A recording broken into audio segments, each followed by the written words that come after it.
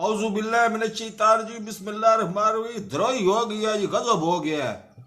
ये पे दे है भाई ओ के आदन ओदा के ना है रोलपिंडी वाला वो अद्धा शेख हो भी ए त्रै धड़े बढ़ने तो मैं दावा पे करेंदा है कि चार चार हो तुसी ऑफर ते करके वेखो 15 तो 20 मिनट की गेम आ, चार धड़े।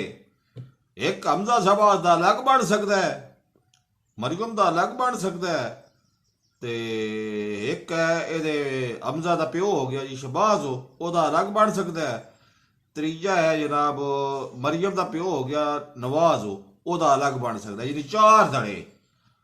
ये रोड का मकाम भी है ते हसन का मकाम भी है कि ये किसी ने एक ऑफर करके वेखो ना, एदा बाद च एक दूजे की मदद करनी, मतलब एक नूं इख्तियार आ गया दूजे ने माफ कर छड़ना है, लेकिन एक वक्त चो जाओ त्रेवे लालच भेजो मैन तो वजीर आजम बनन दियो ना।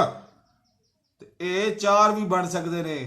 मेरे चैनल नूं सब्सक्राइब करो ते नाल अगे जगियो ना लाल ओ दस्ती टल्ली नहीं होंदी, टल्ली नूं उत्ते खड़का के ना उत्ते वाला ऑप्शन पुछो ते उत्थे जेहड़ी वीडियो सुननी ना उस वे तुहाडे कोल ठक लगड़ी जाके।